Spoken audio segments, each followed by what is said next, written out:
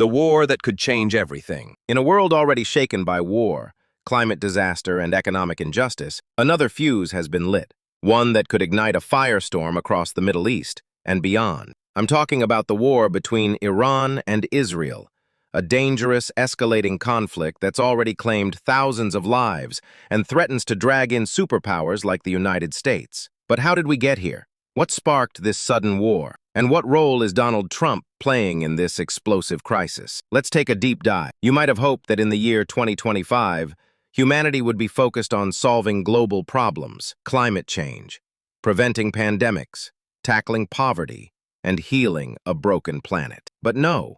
Instead, we're watching one devastating conflict after another. From Russia's brutal war in Ukraine to the ongoing humanitarian catastrophe in Gaza. Said now, a new chapter of destruction. Iran versus Israel. This isn't just another flare-up. This could be the most dangerous war of the decade. On a quiet Thursday morning in June 2025, the world changed. Without warning, Israel launched a surprise military operation deep into Iranian territory, targeting nuclear facilities, military bases, and key leadership compounds. The attack, known as Operation Rising Lion, was fast, brutal, and devastating. Over 450 Iranians were killed, including scientists, generals, and civilians. It was a direct violation of international law, carried out without UN approval and without informing the United States. Iran quickly responded with missile strikes, drone attacks, and military alerts across the region. The cycle of violence had begun. So who started it? Israel claims it was preemptive,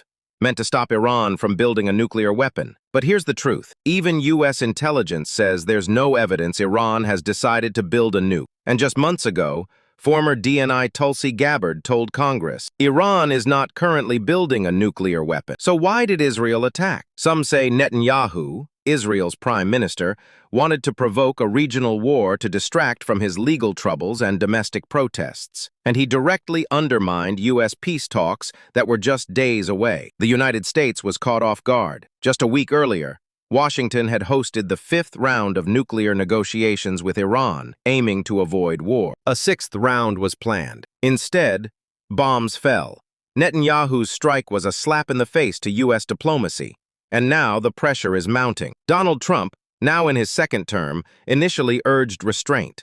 But after Iranian missiles hit Tel Aviv, his tone shifted. He's now demanding Iran's unconditional surrender and has deployed aircraft carriers to the Gulf. Rumors are flying of planned U.S. strikes on Iran's nuclear bunkers. To understand this conflict, we need to go back to 1953. When the CIA overthrew Iran's democratic government and installed the Shah. That decision sparked decades of resentment, leading to the 1979 Islamic Revolution and the hostile U.S.-Iran relationship we see today. For years, Iran has used proxies, Hezbollah, Hamas, Houthis, to pressure Israel. And Israel has responded with assassinations, airstrikes, and now all-out war. But behind it all lies a fundamental question.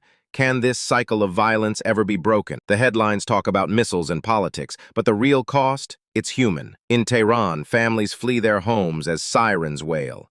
Tel Aviv, mothers huddle with their children in bomb shelters. In Gaza, Palestinians are dying by the thousands, still under siege. And in Washington, politicians argue while people suffer. The pain is real, and it's growing. Right now, Trump faces a choice. Go to war or pull back.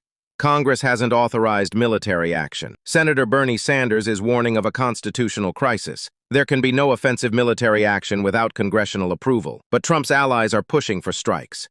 The Pentagon is split. Allies in Europe are urging diplomacy. China has condemned the Israeli strikes. The whole world is watching.